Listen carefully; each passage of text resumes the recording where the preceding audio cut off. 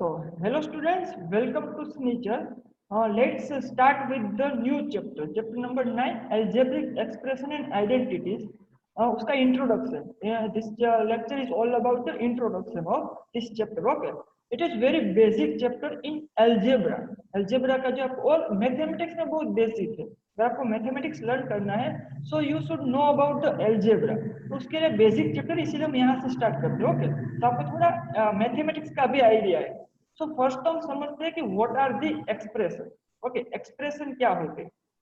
तो एक्सप्रेशन तो हमें पता ही है, जस्ट जो हम फीलिंग एक्सप्रेस करते एक्सप्रेशन हमारे होते हैं ना, हम जो एक्सप्रेस करते हैं क्योंकि हमारे क्लास में बैठे टीचर ने कुछ कंसेप्ट सिखाया तो हमारे एक्सप्रेशन से टीचर को भी पता चल सकता है कि इसको समझ में आया या नहीं आया. ओके, एक्सप्रेशन मीन्स अगर हम कोई फीलिंग हमारी एक्सप्रेस करते हैं मीन्स कुछ रिप्रेजेंट करना, कुछ दिखाना, उसे हम एक्सप्रेशन बोलते हैं. तो बट यहाँ पे तो हमें ऐसे फीलिंग की बात नहीं करनी होगी ना, हम तो मैथ्स अंडरस्टैंड कर रहे हैं. तो मैथ्स में एक्सप्रेशन में अगर हम कोई नंबर या कोई अल्फाबेट उसको एडिशन, सब्ट्रैक्शन, मल्टीप्लिकेशन, डिवीजन ऐसे में रिप्रेजेंट करे, that is called the expression. तो बेसिक डेफिनेशन तो यही हो गई कि हमें कुछ रिप्रेजेंट करना है.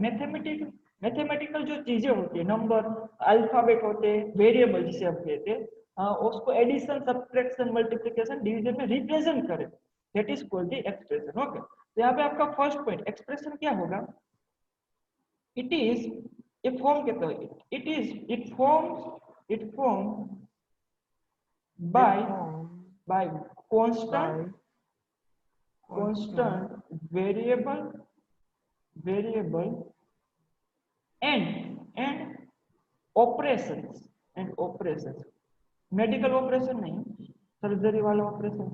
कौन कौन से operation? Addition, subtraction, division, subtraction, multiplication, and division. okay, these are the operation, basic mathematical operation. Okay, multiplication and division okay. Between them okay, means expression क्या है, it is formed when constant and variable.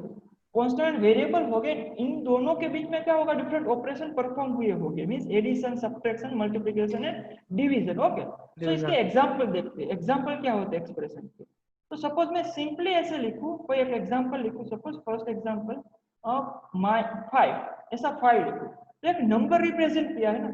Okay, so it is the expression, मैंने एक number को represent किया simply, तो it can be our expression, expression ही. Okay, second example देखते हैं. सपोज मैं ऐसे लिखूं 2x, तो यहाँ पे क्या हुआ, 2 एक नंबर है एंड x को हम क्या कहते हैं, वेरिएबल.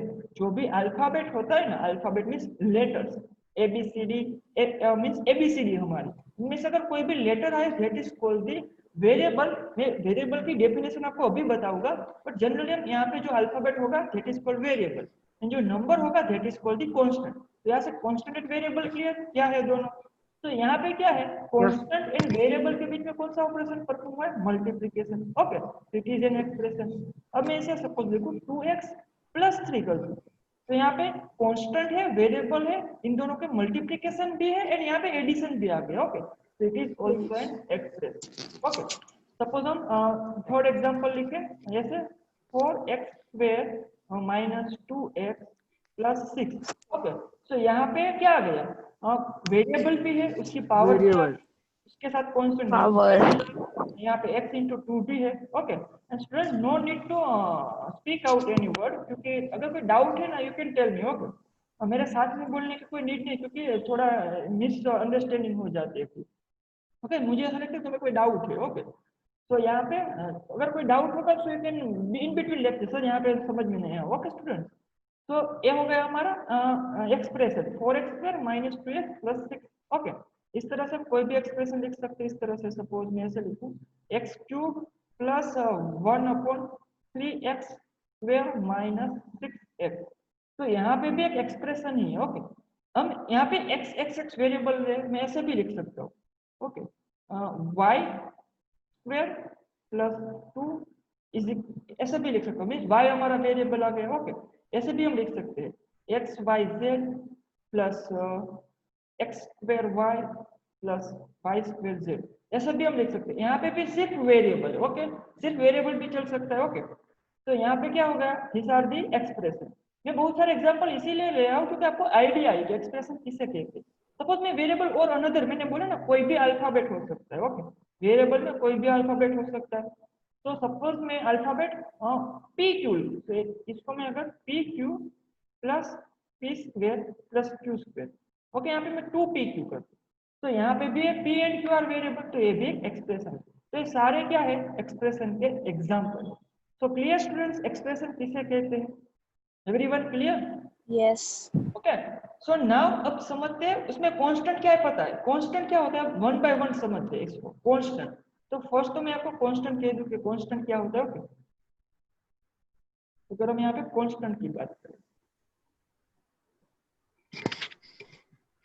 तो constant it is a fixed quantity, it is a fixed quantity, means कोई एक फिक्स्ड क्वांटिटी हो उसे हम कांस्टेंट कहते हैं। एग्जांपल देखेंगे तब आपको आइडिया आ जाएगा फिक्स्ड क्वांटिटी का मीनिंग क्या होता है, okay. It is a fixed quantity, और हम कह सकते हैं any numbers, any numbers or any numbers itself, means यहाँ पे 5 है, 2 है, 2 है, any real numbers we can standardly say it can be any real number, okay। Means वो नेगेटिव भी हो सकता है, पॉजिटिव भी हो सकता है, एंड फ्रैक्शन में भी हो सकता है। यहाँ पे आप देख ही रहे हो 1.3 है, ओके, नेगेटिव भी है, यानी रियल नंबर, इसको हम कहेंगे कांस्टेंट, ओके, जो एक्सप्रेशन में प्रेजेंट है। तो ये हो गया कांस्टेंट हमारा, ओके। अब देखते हैं वेरिएबल क्या है।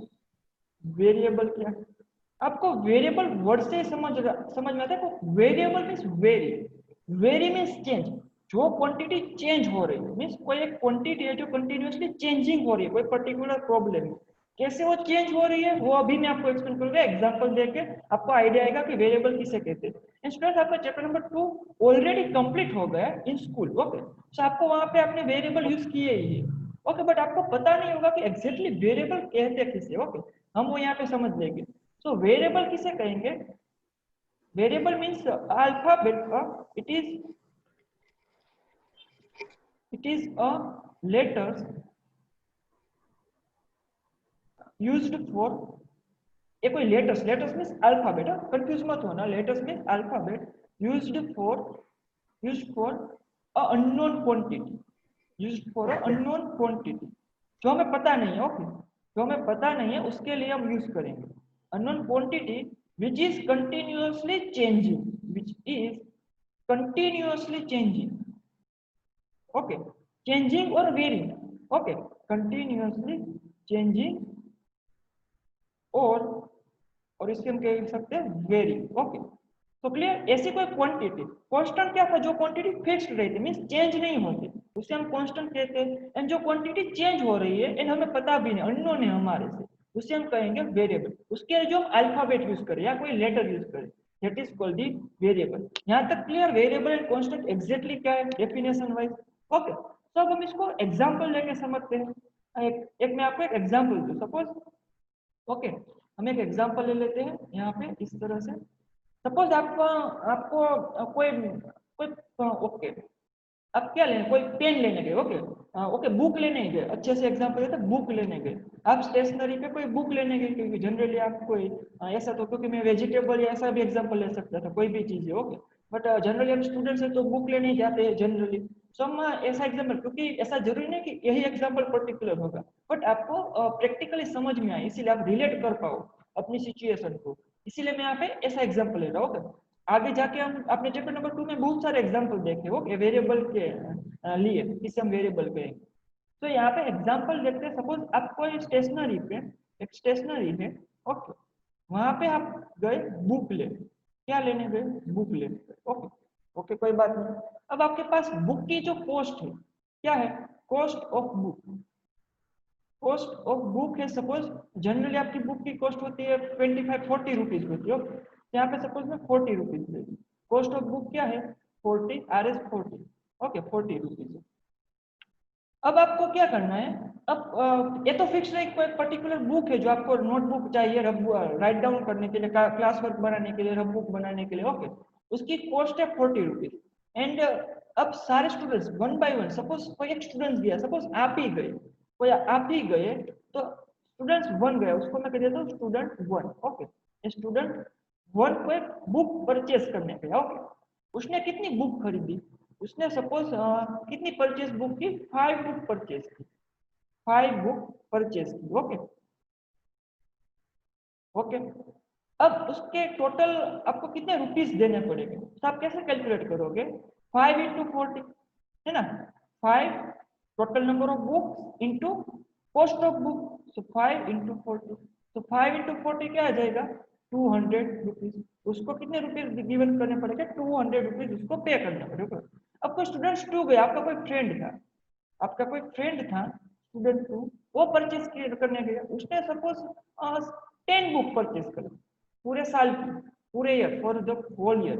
ओके, 10 बुक परचेस की, तो उसको कितने रुपीस पे करने पड़ेंगे, आपको पता ही है, 10 बुक है, 1 बुक के 40, तो 10 बुक के कितने होंगे, 10 इंटू 40, 10 इंटू 40 हो गए, उसको तो 400 रुपीज पे करने पड़ेंगे। ओके, कोई बात नहीं, क्योंकि ज्यादा बुक कर ही दी है। अब कोई आपका थर्ड फ्रेंड गया, स्टूडेंट 3 और सेकंड फ्रेंड, इसको आप क्योंकि थर्ड फ्रेंड नहीं बट सेकंड फ्रेंड गया। ओके, फर्स्ट तो आप ही थे, तो उसने सपोज 4 बुक ही परचेज की, 4 बुक परचेज की। ओके, तो उसको कितने रुपीज पे करने पड़ेंगे, total number of book 4 into 1 book की प्राइस है, कॉस्ट है 40, तो उसको रुपीज पे करने पड़ेंगे 160।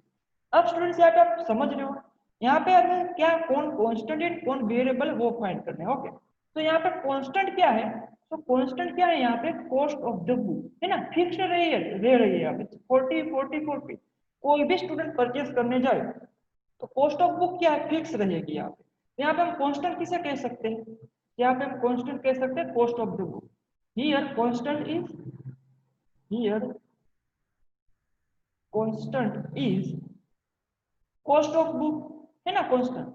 ओके, क्योंकि वो फिक्स्ड रह रहा है, दैट इज इक्वल टू आ गया 20 रुपीज, इज इक्वल टू आ गया 20 rupees. Okay, it is the sign for rupees. अब यहाँ पे वेरिएबल कौन है, ओके, वेरिएबल कौन है, यहाँ पे फर्स्ट 5 नंबर ऑफ बुक 5 थी यहाँ पे, फिर आ गई 10 स्टूडेंट्स 2 के लिए, स्टूडेंट्स 3 गया तो उसने 4 बुक खरीदी। तो यहाँ पे वेरिएबल क्या है पता है आपको, ये variable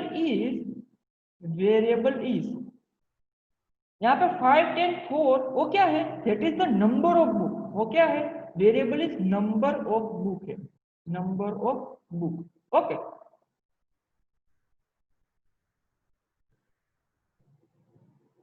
yes Palak, constant means any simple, simple means any real number. आपने रेशनल नंबर तक लर्न किया, आपने जब जितने नंबर्स अब तक लर्न किए ना, वो सारे नंबर्स मींस चैप्टर नंबर 1 आपका 6th का चैप्टर मींस इंटीजर आ जाएंगे, रेशनल नंबर आ जाएंगे, इंटीजर मींस उसमें होल एंड नेचुरल नंबर तो आ गए, तो सारे नंबर कांस्टेंट हो सकते हैं, समझ रहे हो। एंड जनरली अगर हम प्रैक्टिकली बात करें तो कांस्टेंट किसे कहते हैं, जो क्वांटिटी फिक्स्ड है। ओके, बट एक्सप्रेशन में कांस्टेंट क्या होगा, हमारे जो एक्सप्रेशन होगी जनरली उसमें कांस्टेंट क्या होगा, जो नंबर होगा 5, यहाँ पे कांस्टेंट 2, यहाँ पे कांस्टेंट 2, यहाँ पे कांस्टेंट 3, यहाँ पे 4, यहाँ पे -2 and 6 आर दी कांस्टेंट। यहाँ पे क्या है कांस्टेंट, 1/3 कांस्टेंट है, यहाँ पे -6 कांस्टेंट है, यहाँ पे 2 कांस्टेंट है, समझ रहे हो। तो यहाँ पे जो भी आपको नंबर दिख रहा है वो कांस्टेंट होगा, एंड जो भी आपको अल्फाबेट दिख रहा है that is the variable. Okay, clear, any doubt in this, which is what is the constant and what is the variable? Yes, doubt hai students? Yes Pooja, can you understand the concept? I think you joined the just थोड़ी late join हुई हो तुम, कोई doubt है? You can also tell me कि sir यहाँ पे doubt है कुछ, क्योंकि हमने जस्ट स्टार्ट ही किया है, ऐसा नहीं कि तुमने कोई मिस कर दिया। We just start the new chapter number 9, algebraic expression and quantities. Okay, you can hear me, तुम्हें आवाज आ रही है ना मेरी?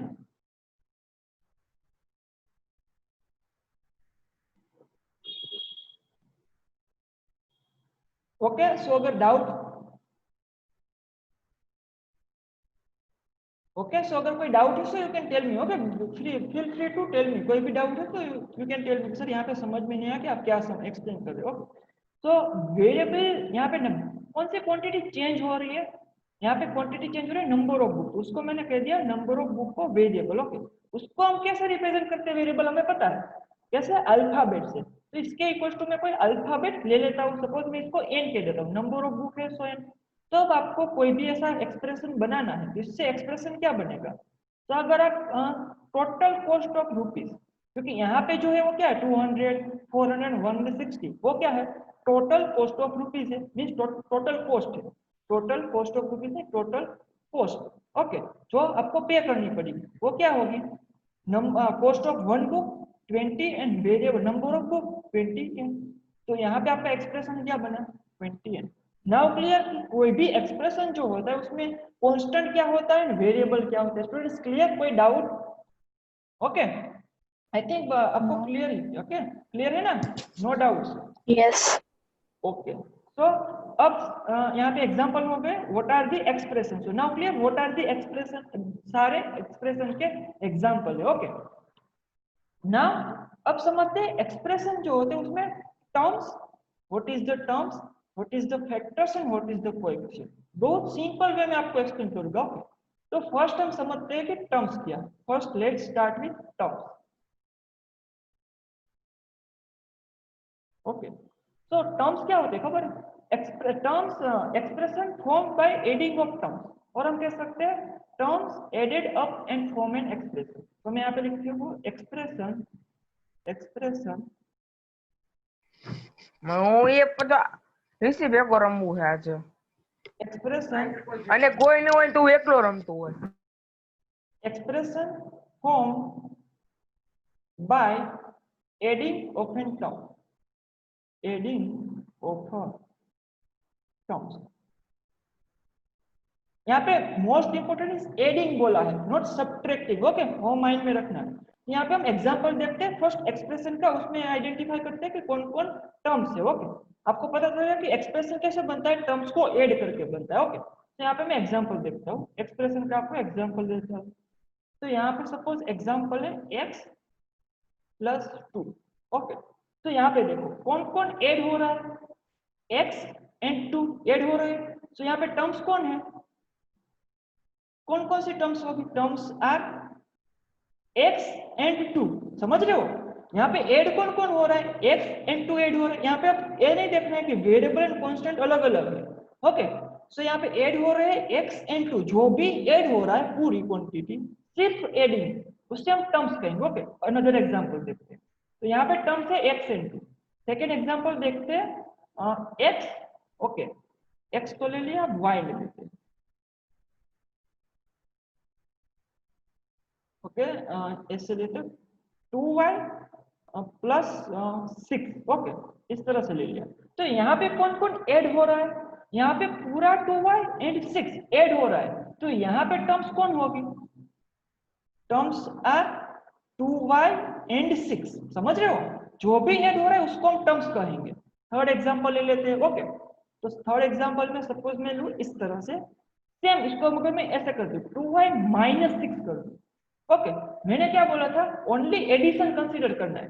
तो 2y माइनस 6 से उसको मैं एडिशन में कैसे लिख सकता हूँ, क्योंकि यहाँ पे तो सब्ट्रैक्शन आ गया, हमें सिर्फ यहाँ पे बोला है जो ऐड हो रहा है उसे ही हम टर्म्स कहेंगे। तो इसको मैं लिख सकता हूँ 2y प्लस माइनस 6, इस तरह से लिख सकता हूँ, है ना, क्योंकि प्लस माइनस माइनस आ जाएगा। आप मना तो नहीं करोगे sir, yes you can write it. तो यहाँ पे कौन कौन ऐड हो रहा है, यहाँ पे 2y एंड माइनस 6 ऐड हो रहा है। तो टर्म्स क्या होगी, terms are 2y and minus 6। समझ रहे हो स्टूडेंट्स, यहाँ पे प्लस 6 था एंड यहाँ पे आ गया माइनस 6। तो यहाँ पे आप पता कर सकते हो, कंक्लूड कर सकते हो कि टर्म्स जो होगी वो विथ साइन लेनी है। मींस अगर उससे पहले नेगेटिव साइन है तो हम वो नेगेटिव साइन कंसीडर कर लेंगे टर्म्स में। समझ रहे हो स्टूडेंट्स, किसी को कोई डाउट इसमें?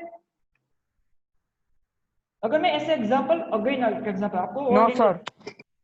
ओके, खुश पलक एंड पूजा, तीनों में से किसी को डाउट है, एनी डाउट?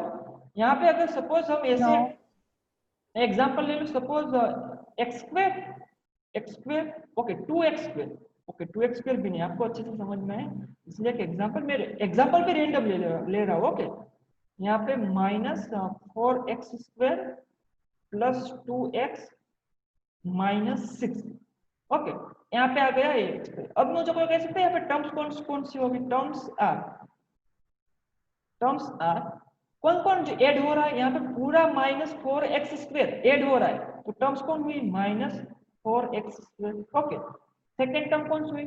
2x, उसमें ऐड हो रहा है 2x आ गया। ओके, यहाँ पे हम -6 तो ऊपर ही है तो थोड़ा चेंज कर देते हैं। ओके, -6 नहीं बट कोई अनदर नंबर ले लेते हैं। हाँ, सपोज -10 ले लेते हैं। ओके, तो यहाँ पे आ गया थर्ड टर्म -10। समझ रहे हो? तो हम एग्जांपल देखेंगे आपको, जब एक्सरसाइज लगे ना उसमें आपको डिटेल में आइडिया आएगा, बट जनरली पता चलेगा कि टर्म्स किसे कहते हैं। ओके स्टूडेंट्स, कोई डाउट इसमें? यस, कोई doubt? No sir. Okay, very okay. So now next understand करते हैं factors. Okay, now what is factors? So यहाँ पे expression formed by an adding of a term. Okay, so terms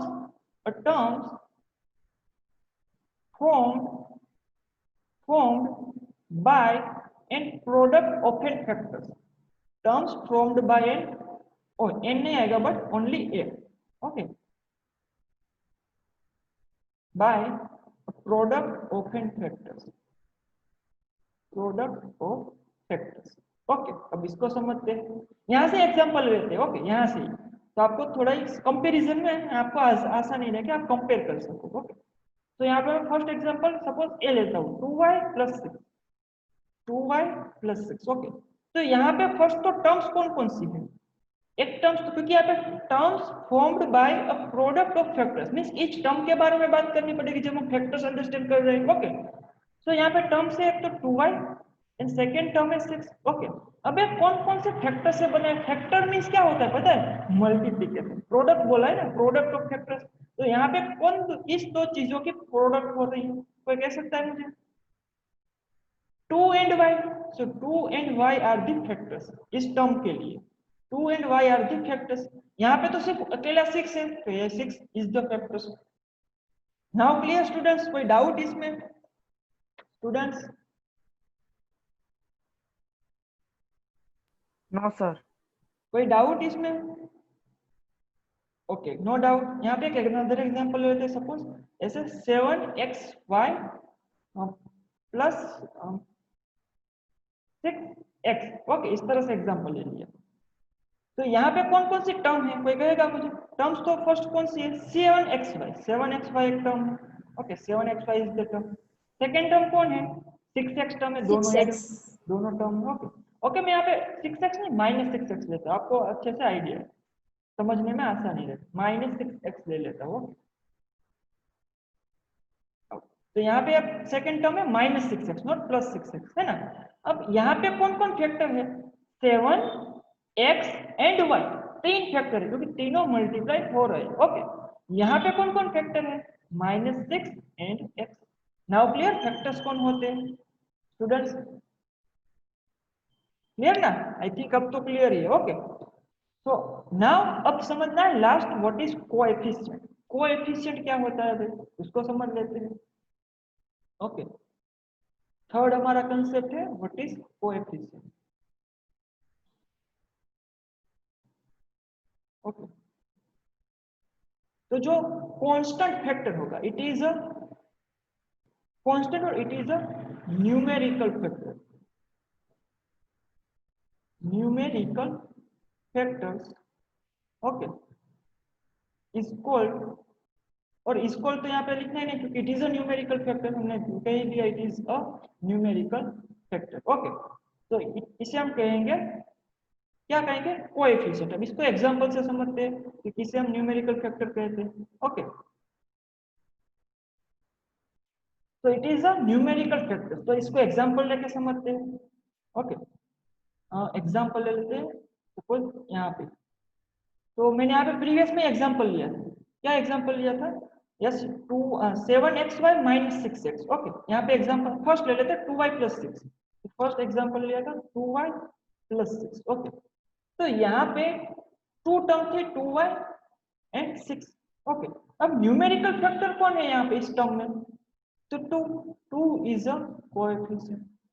okay, 2 is a coefficient. Okay, अब यहाँ पे 6 जो है ना उसको हम कोएफिशिएंट नहीं बोलेंगे, जो न्यूमेरिकल फैक्टर होता है मींस ये तो इटसेल्फ न्यूमेरिकल है, मींस एक कांस्टेंट टर्म है तो उसमें कोई कोएफिशिएंट नहीं होता, इसको जनरली बोलते हैं। बट जब आंसर देंगे ना स्टैंडर्ड अगर मैं बात करूंगा तो it is also a coefficient. Okay, यहाँ पे लिख देते it is itself a coefficient, it is itself a coefficient. Okay, but अगर आप बुक में अपना आंसर देखोगे क्वेश्चन आंसर उसमें इसको कंसीडर नहीं करते ओके जनरली, बट इसको हम कह सकते हैं इट इज अ, क्योंकि डेफिनेशन वाइज जाए तो जो भी न्यूमेरिकल फैक्टर्स होगा that is the coefficient. Okay, तो ये हो गया हमारा कोएफिशिएंट। सेकंड एग्जांपल देखते हैं, सपोज ऐसे हो -5xy, -5xy। ओके, यहाँ पे plus 6y, okay 6y square ऐसा गिवन 6y स्क्वायर।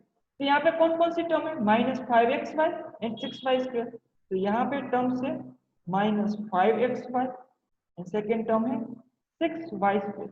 इस टर्म में फैक्टर्स कौन कौन है -5x एंड y, इस टर्म में फैक्टर कौन कौन है 6 एंड y स्क्वायर। ओके, अब यहाँ पे देखना है न्यूमेरिकल फैक्टर, तो यहाँ पे न्यूमेरिकल फैक्टर कौन है -5, तो ये क्या हो गया numerical factor means number, so it is the 5 -5 is a coefficient, is a coefficient। okay, now यहाँ पे 6y स्क्वायर, तो यहाँ पे न्यूमेरिकल फैक्टर कौन है इट इज अ 6, तो 6 is a coefficient, 6 is a coefficient। okay students, clear what is terms, what is factors and what is coefficient, तीनों clear, तीनों के बीच का डिफरेंस क्लियर स्टूडेंट्स, कोई doubt? Yes, sir. Okay, No. No doubt. Okay students, Yes, sir. Okay Pooja do you have any doubt? No, sir. Okay, so okay now move to the next concept की ओर बढ़ते हैं, आगे बढ़ाई जा कर दो। Okay, so now next आता है what is monomial, binomial, trinomial and polynomial. आपकी बुक में ये टाइटल गायब है ट्राइनोमियल, ओके, बट हम देख लेते हैं कि व्हाट इज ट्राइनोमियल। तो फर्स्ट हम समझते हैं व्हाट इज मोनोमियल से। ओके, आपका जो प्रीवियस कंसेप्ट है ना स्टूडेंट्स, आपको ऐसा लग रहा है कि सर ऐसे पढ़ाई जा रहे हैं, बट ये पूरी एक्सरसाइज आपकी 9.1 पूरी इसके बेस पे है। ओके, मुझे पता है अब आपको उस एक्सरसाइज बाय सेल्फ भी कर लोगे, इतना मैंने आपको एक्सप्लेन कर दिया है। ओके, आपने अगर यहाँ पे अच्छे से ध्यान रखा है तो फर्स्ट हम समझते हैं what is monomial, what is monomial. Okay, so expression monomial हम किसे कहेंगे, expression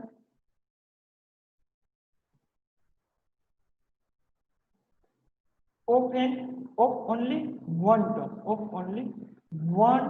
term is called a monomial. Expression of only one term is called a monomial।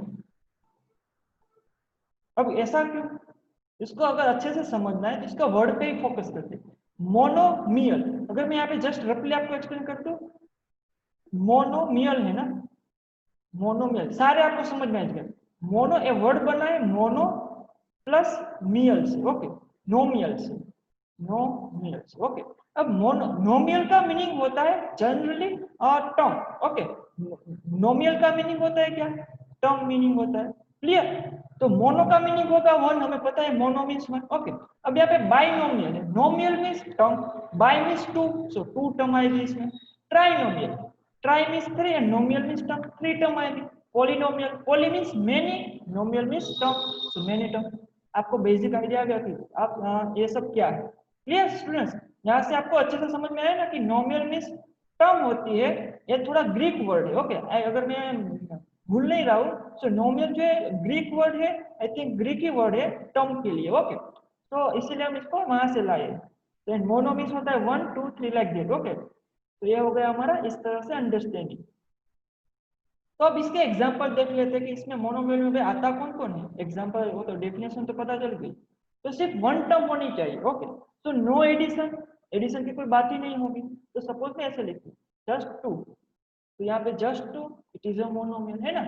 Suppose -5 it is a monomial, suppose -3y³ it is a monomial. Okay, क्योंकि सिर्फ one term ही है। Multiplication को term change कब होगी, जब कोई दूसरी term add होगी। है ना। तो यहाँ पे सिर्फ -5x होल वन टर्म है, -3y³ होल वन टर्म है। ओके, सपोज इसको मैं ऐसे लिखूं 9/5 p⁵, तो ये भी एक मोनोमियल ही है। तो समझ रहे हो स्टूडेंट्स मोनोमियल किसे कहते हैं? कोई डाउट इसमें? Any doubt?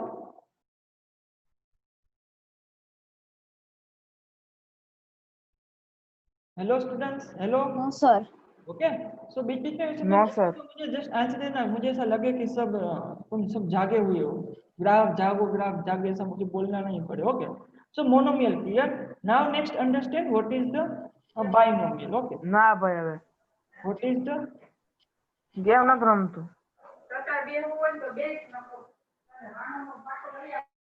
what is the binomial? Okay, now what is binomial? A expression of two terms, of only two terms भी हम कह सकते हो। okay, only two terms of only two terms are called is called binomial, is called binomial। Okay, so example देख लेते हैं to term के।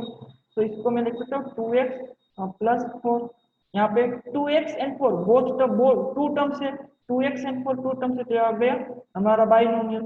ऐसे लिखो 5x⁵35 माइनस 6y⁵10, तो यहाँ पे 5x⁵35 पूरी एक टर्म है ना, -6y⁵10 पूरी एक टर्म है, टू टर्म है, तो ये भी एक बाइनोमियल है। ओके, ऐसे हम लिख सकते हैं x² प्लस 3x, ये भी एक बाइनोमियल है। x² and 3x to terms है, -y³ माइनस y², तो यहाँ पे -y³ एंड -y²। ओके, तो यहाँ पे भी टू टर्म है, तो ये सारे एग्जांपल्स ऑफ बाइनोमियल है। Okay, now let's see the trinomial. Okay, next देखते हैं व्हाट इज ट्राइनोमियल। अब आप भी बोलोगे सर ये तो अभी हम बताइए, हमें भी पता है कि क्या ट्राइनोमियल है। तो expression with three terms, expression of only three terms. Means यहाँ पे टू टर्म नहीं होनी चाहिए, नहीं तो फोर टर्म होनी चाहिए, इसलिए मैं ओनली लिखता हूँ, ओनली थ्री टर्म्स। बस आपकी लेस देन 1 मिनट में अभी हमारा लेक्चर एंड होने वाला है। ओके, 40 मिनट्स वाला session. Expression of only three terms is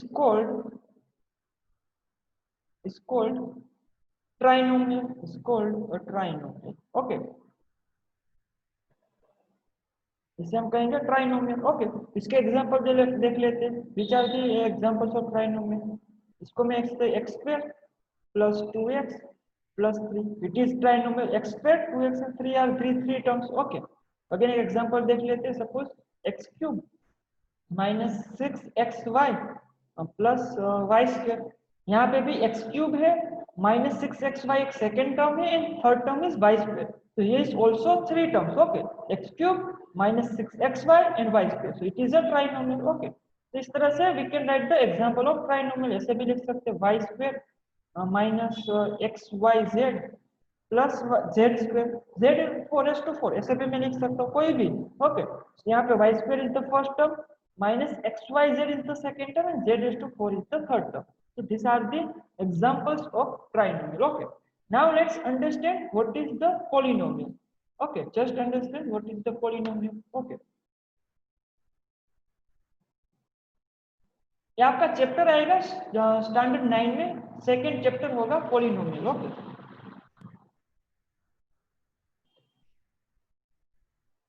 no, yes, your answer is not correct। कोई यस खुश, can you tell me what is polynomial? इसे हम पोलिनोमियल कहेंगे। Okay, I am telling, yes yes. Okay, जैसे monomial में 1 yes, 3 नोमियल होता है, उसमें 3 होते हैं। पॉलिनोमियल में 3 से ज्यादा होते हैं, वो सब पॉलिनोमियल आते हैं। बट मैंने क्या बोला, सिंपली जस्ट वर्ड को अंडरस्टैंड करते हो। तो पॉलिनोमियल मींस यहाँ पे ये दो वर्ड से बना है, पॉली एंड नोमियल, ये टू वर्ड से बना है। Okay, poly and नोमियल। Poly means होता है मेनी एंड नोमियल मींस होती है टर्म्स। ओके, ये हो गया पूरा मेनी टर्म्स। क्या हो गया? Polynomial means many terms. Okay, अब मेनी मीन्स किसे कहेंगे? मेनी मीन्स वन या मोर देन वन, वो सारे मेनी होते हैं। ओके, हम कैसे पर्टिकुलर डिफाइन नहीं कर सकते कि मोर देन 3 को मेनी टर्म्स बोलेंगे, मोर देन 4 को मेनी टर्म्स बोलेंगे। मेनी टर्म मीन्स कई सारी terms. Okay okay, so many terms means यहाँ पे जो monomial, binomial, trinomial is also are also polynomial, means वो तीनों भी पॉलिनोमियल ही है। तो पॉलिनोमियल की जनरल डेफिनेशन क्या हुई? अब एक्सप्रेशन विद और एक्सप्रेशन ऑफ वन और more than one term is called polynomial. Term is called a polynomial. Clear students? Polynomial किसे कहेंगे? बट इसमें एक कंडीशन है। अगर मैं आपको कह दूं, क्योंकि आपको कभी भी ऐसा मन में डाउट या रॉन्ग चीजें ना माइंड में फिक्स्ड हो जाए, यहाँ पे कंडीशन होती है एक, जो यहाँ पे मैं कंडीशन करके लिखता हूँ, कंडीशन। ओके, तो पॉलिनोमियल होता है ना, उसमें जो power of variable should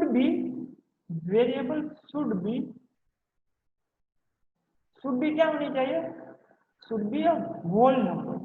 okay, should be okay positive integer होनी चाहिए। होल नंबर में नेगेटिव भी आ जाएगा, बट वो नहीं होना चाहिए। तो ओनली पॉजिटिव इंटीजर होनी चाहिए। ओके, मैंने करेक्टली लिखा था वो टाइम पे होल नंबर।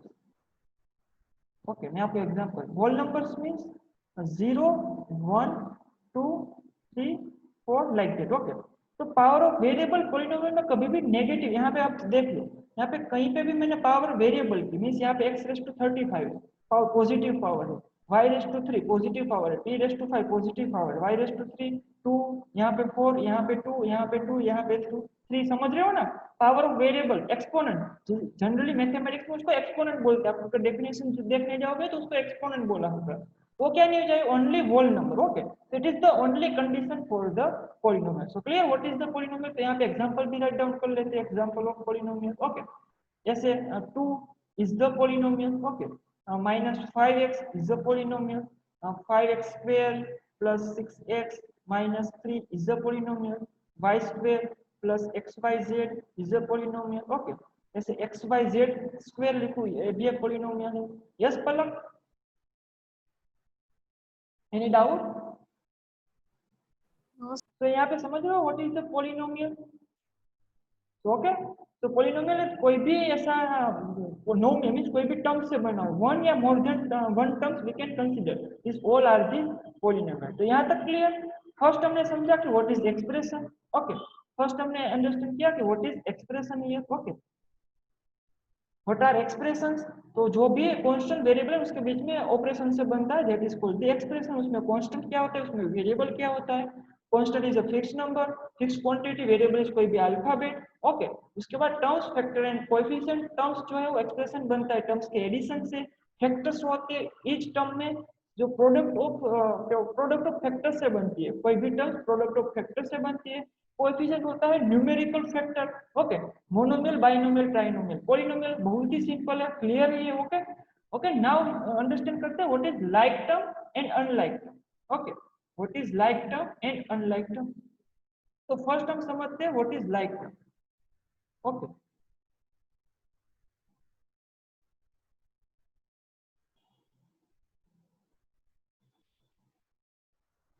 अगर मैं लाइक टर्म की डेफिनेशन वाइज बात करूं, और लाइक टर्म में तो हम टर्म्स की ही बात करेंगे। A terms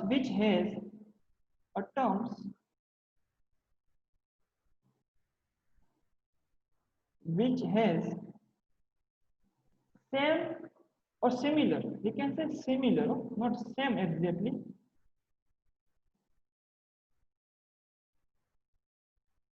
similar algebraic factor।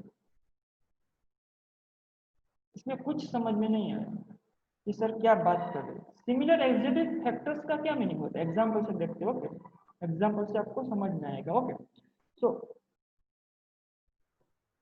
यहाँ पे यस एग्जांपल ले लेते हैं, कोई भी एग्जांपल ओके 7, क्योंकि हमें लाइक टर्म्स की बात करनी है, मीन्स हमें मोर देन 1 टर्म चाहिए, मीन्स 2 टर्म होगी तभी हम लाइक टर्म या नहीं है वो हम बोल सकेंगे। ओके, तो यहाँ पे मैं कोई एग्जांपल यहाँ पे आपको यहाँ पे बुक में गिवन है। ओके 7x, यहाँ पे 14x, जैसे बुक में गिवन वहाँ पे वहां से मैं राइट डाउन कर रहा हूँ, -13x, यहाँ पे 5x स्क्वायर। ओके 7y इस तरह से गिवन है, 7xy -9y square and -9x square and -5yx। Okay, इस तरह से आपको एक्सप्रेशन गिवन है। अब यहाँ पे आपको लाइक टर्म कौन कौन है वो फाइंड करनी है। ओके, तो जो लाइक टर्म नहीं होगी वो अनलाइक टर्म होगी, ये तो क्लियर है आपको। तो यहाँ पे like term means same algebraic factors. Algebraic means alphabet and constant दो बोथ आ गए, तो कांस्टेंट तो सेम ही होंगे, कांस्टेंट तो डिफरेंट नहीं होंगे, कांस्टेंट तो सिमिलर ही होते हैं, कांस्टेंट को किसी भी नंबर को कांस्टेंट ही कहते हैं। ओके, अब हमें देखना है वेरिएबल को, वेरिएबल में देखना है। तो यहाँ पे फर्स्ट यहाँ पे कंपेयर करो 7x 14x को, 7x एंड 14x को। यहाँ पे कांस्टेंट तो बोथ में कांस्टेंट ही रहेगा, 7 भी कांस्टेंट है 14 भी कांस्टेंट है, वो दोनों तो सिमिलरली हो गए। ओके, दोनों फैक्टर्स। अब सेकंड है x एंड f, तो यहाँ पे भी x यहाँ पे भी x, तो बोथ आर सिमिलर है ना, x x, तो ये दोनों क्या है लाइक टर्म। ओके, तो मैं यहाँ पे लाइक टर्म्स लिख रहा हूँ। ओके, मैं यहाँ पे क्या कर रहा हूँ, लाइक टर्म्स लिख रहा हूँ, जो भी लाइक टर्म्स है। ओके, तो 7x आ गई, 14x आ गई, ये दोनों लाइक टर्म है। Yes Palak, very good. Okay, very good. तो यहाँ पे आपको पता ही है, ओके बेसिक है बहुत ही। यहाँ पे -13x, यहाँ पे भी x ही है, तो आ गई -13x लाइक टर्म। ओके, अब यहाँ पे देखो x स्क्वायर है, तो x स्क्वायर है और सेम एल्जेब्रिक फैक्टर नहीं है, यहाँ पे x है यहाँ पे भी x है, बट यहाँ पे x स्क्वायर है। ओके, तो लाइक टर्म में क्या होना चाहिए, अगर यहाँ पे x तो सेकंड टर्म में x ही होना चाहिए, अगर x स्क्वायर है तो उसके लाइक टर्म में x स्क्वायर ही होना चाहिए, समझ रहे हो।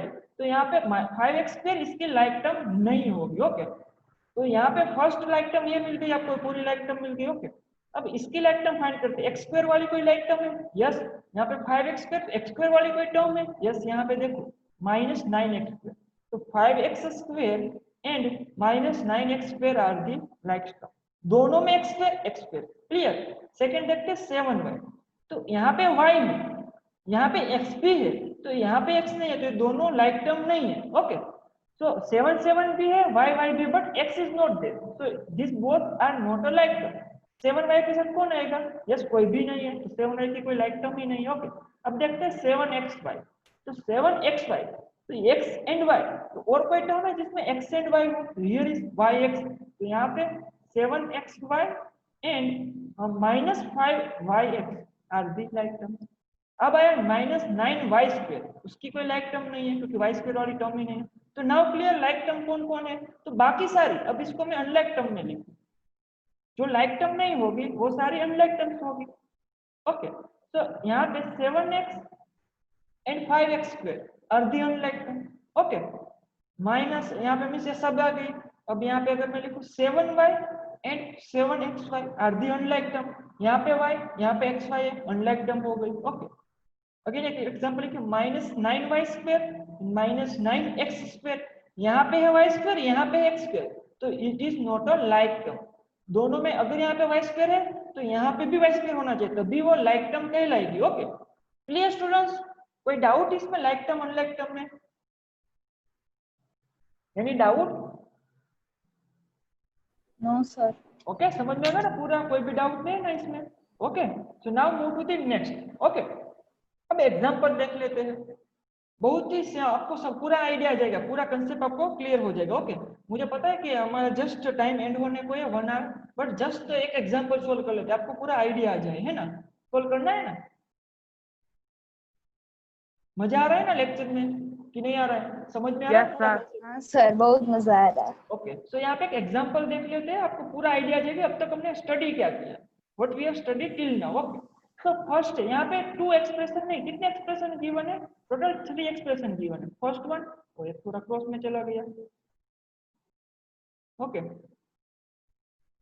तो यहाँ पे फर्स्ट एक्सप्रेशन गिवन है, दिस इज सेकंड, यहाँ पे कॉमा है ना, it is the second expression, it is the third expression. Okay, तो आपकी बुक में यही एग्जांपल है सर, वहां से लिया है, बट मैं आपको पूरी डिटेल में एक्सप्लेन कर दूंगा कि इसमें हम क्या क्या लर्न कर सकते हैं इस एग्जांपल से। तो फर्स्ट आपको ये फर्स्ट यहाँ पे फर्स्ट में इसको सोल्व करते हैं, टर्म्स लिखते हैं first terms. Okay, expression wise मैं लिखूंगा यहाँ पे टर्म्स में, यहाँ पे एक एक करके लिख देता हूँ फर्स्ट में। ओके, आप समझ लेना कि टर्म्स इन फर्स्ट एक्सप्रेशन एक ऐसा बोला है। ओके, तो फर्स्ट एक्सप्रेशन में कौन कौन सी टर्म है? 7x bye 5yz and -3zx। Okay, कभी भी +3zx मत लिखना। ओके, विथ साइन लेना है, always take it with sign terms. Okay, second expression में कौन कौन है? 4yz is the term, second term is 9zx and third term is -4y। okay, third expression में कौन कौन सी टर्म है? -3xz विथ साइन ले लो। ओके, 5x -2xy, आलू मत लेना है, साइन विथ साइन लेना है। ओके, ये हो गई हमारी टर्म्स। कैसे टर्म्स आइडेंटिफाई करना है पता चल गया। अब यहाँ पे क्या करते हैं? फैक्टर्स राइट डाउन करते हैं। ओके, तो थोड़ा यहाँ पे फैक्टर्स राइट डाउन करने में हमें दिक्कत होगी, बट मैं एक को अंडरस्टैंड कर देता हूँ। ओके, एक एग्जांपल लेके अंडरस्टैंड कर लेते हैं। तो हम कोई भी ओके थर्ड का एग्जांपल लेते हैं। ओके, तो थर्ड जो है उसमें कौन कौन सी टर्म है? तो टर्म्स यहाँ पे है, टर्म्स हम यहाँ पे लिखेंगे -3xz। ओके, यहाँ पे आ गया 5x एंड यहाँ पे आ गया -2xy। अब इसके फैक्टर्स लिखने होंगे, यहाँ पे इसके फैक्टर्स राइट डाउन कर देते हैं। कौन कौन इस टर्म में कौन कौन फैक्टर है? -3x and z। ओके, यहाँ पे कौन कौन फैक्टर है? मैं इसको इस तरह से लिख देता हूँ। ये हो गया इस तरह। यहाँ पे कौन कौन फैक्टर है? 5 एंड x। ओके, यहाँ पे कौन कौन फैक्टर है? -2x and y। समझ रहे हो ना, तीनों मल्टीप्लाई हो रहे हैं। ओके, विथ साइन, नंबर ले लो विथ साइन, तो ये सारे फैक्टर्स हो गए। ओके, आपको हमने बहुत सारे एग्जांपल देख लिया, अब आपको समझ में आएगा एग्जैक्टली ये फैक्टर्स। तो टर्म्स एंड फैक्टर्स की, अब यहाँ पे कोएफिशिएंट की भी बात कर लेते हो। कोएफिशिएंट की यहाँ पे ही बात कर लेते हैं। मैं आपको सिर्फ कंसेप्ट क्लियर करवा रहा हूँ, एग्जाम्पल सोल्व करने का हमारा कोई मतलब नहीं है। ये तो आपकी बुक में सिर्फ एडिशन करने को ही बोला है।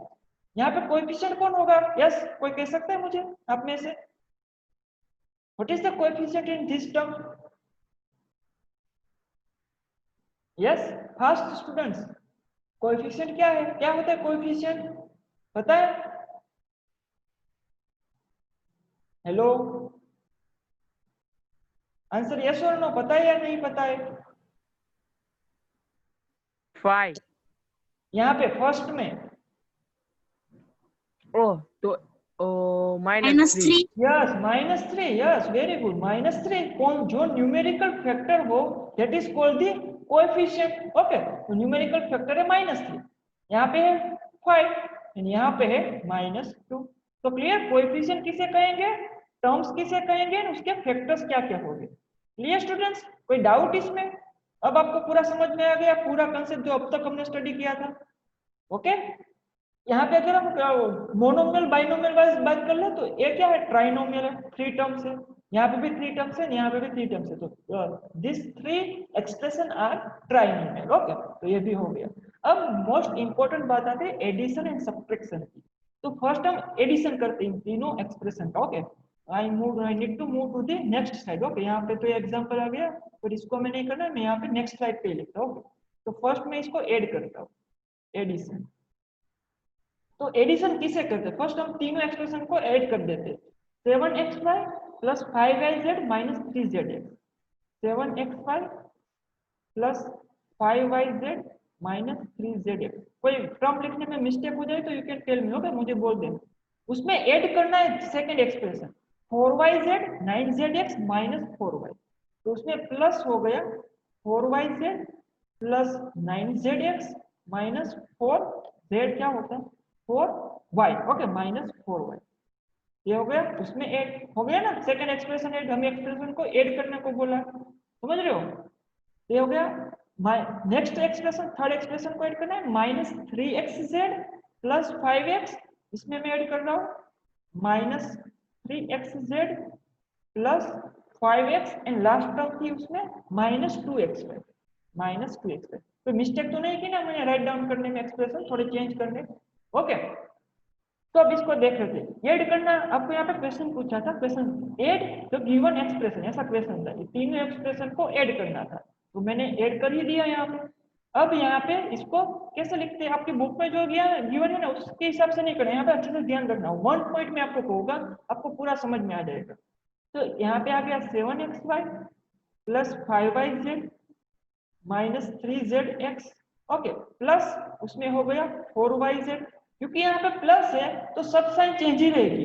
क्यों मैंने ब्रैकेट में लिखा, अगर यहाँ पे माइनस सब्ट्रैक्शन करने को बोला था तो अगर यहाँ पे माइनस आता तो यहाँ पे सारी साइन चेंज हो जाती, सब टर्म की साइन, ओके। तो यहाँ पे plus 9zx minus 4y minus plus minus minus 3xz plus 5x and minus 2xy, समझ रहे हो?